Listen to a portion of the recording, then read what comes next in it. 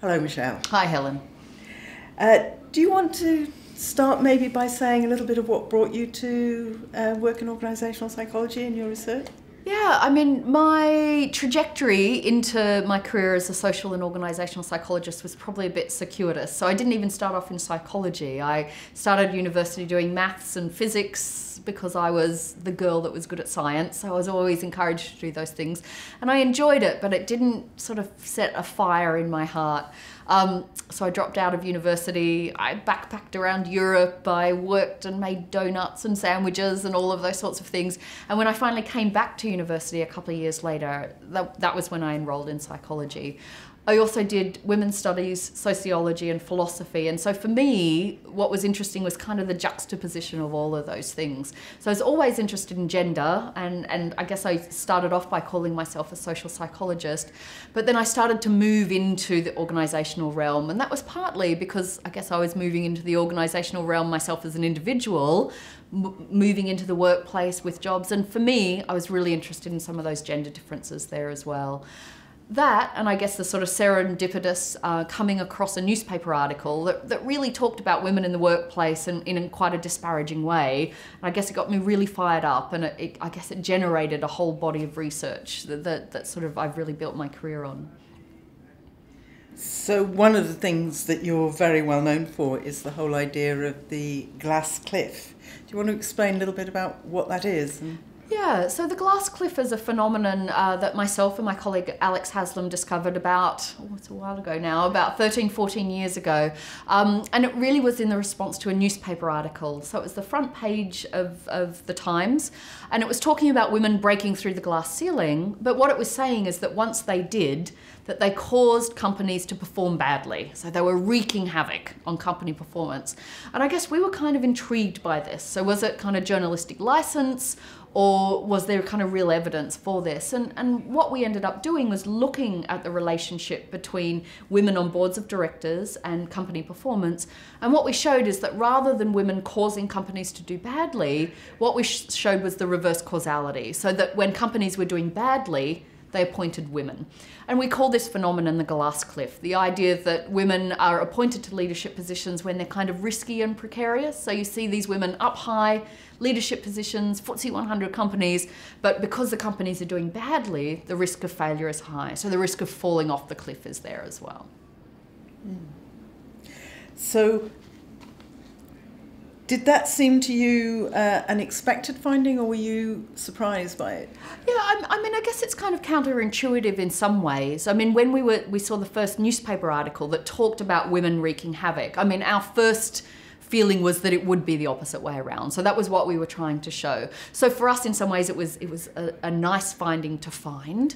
But you can also see that it's potentially counterintuitive, because you might think that when companies are doing badly, they'd want to put their best person in for the job, and that might be a traditional leader or someone from the old boys club. But of course, it's the opposite way around, and that's part of the paradox that you sort of see, and that we're sort of interested in explaining. So we spent quite a lot of time trying to explain why it is. So why are women in these risky and precarious positions? And we think it's likely to be multiply determined. So some of it's about stereotypes, some of it's about signalling change, and I think some of it's just downright sexism as well.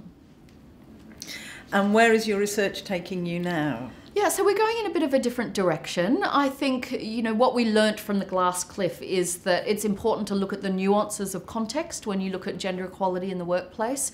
And I think we're taking that forward in slightly different ways. I mean, work on the glass cliff continues, but I've more recently started working in an area looking at women's career choices. So the glass cliff was often about what decisions were made about when to put women into positions, a little bit about when women might choose to go into different positions as well. But yeah, I'm particularly interested in women's career trajectories and the choices that they make in those careers.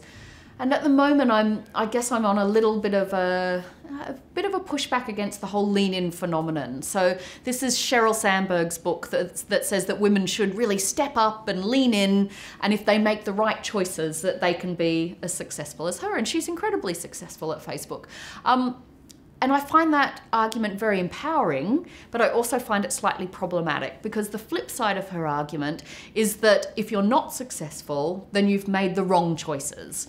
And I think also that sort of rhetoric puts quite a lot of the onus and blame for inequality on women. So the inequality's there because women aren't stepping up and those sorts of things.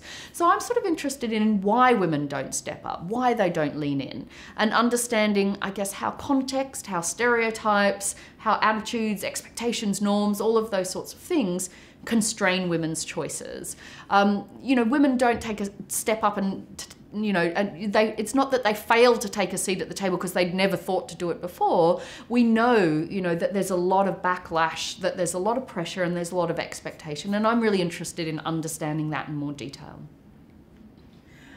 And in researching some of these issues on women's career trajectories, how have you seen any sort of resonances in your own career in moving up the ladder in the academic field? Yeah, I think one of the reasons I'm so interested in gender in the workplace is because it's my experience as well. And I think absolutely, as I've gone through my own career trajectory, as I've started a family, as I've, become a leader at the university, it is very interesting to kind of live what you research. And for me, in some ways, that's what keeps me really motivated about the work, because it's relevant. I mean, it's super relevant to me, but to my colleagues, to my friends, and those sorts of things as well. So I think it certainly keeps the motivation going, and it really makes you want to understand those questions because they have really real implications for ourselves. So yeah, I can definitely point to places throughout my career where I've come up against, sometimes really overt gender discrimination, sometimes really subtle sort of gender discriminations.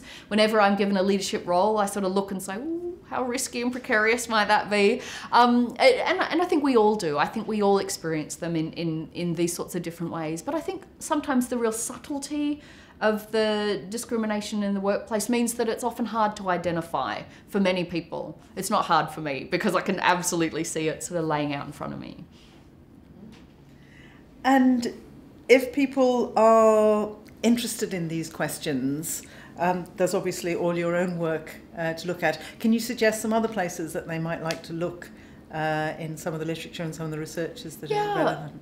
I mean, there's a lot of great research going out, and actually at this conference already, just in the morning session, this Thursday morning session, I went to 2 great symposia all about women in the workplace and sort of leadership and issues of subtle discrimination. So I think there's a whole lot of work that's going on. I think in the field of sort of gender and sort of psychology more generally, I think there's some really interesting trends where people are moving in slightly different areas. And I think one area that I'm really interested in is looking at, when we often look at gender differences and gender discrimination, we tend to look at women and how women are different from men, and we tend to look at stereotypes about women. And I'm really interested in a lot of the work that's starting to go on to look at issues of masculinity, but also looking at stereotypes of men and those sorts of things as well. And part of the argument there is that you can't get change unless women have to step up, if you're going to use that sort of thing, but maybe men have to step down a little bit as well.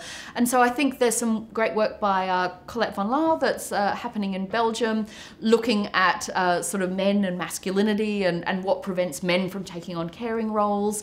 I think the work on precarious masculinity, I think that work is absolutely fantastic as well. So I think, to me, you end up with a bit more balance if you start to look at that work as well.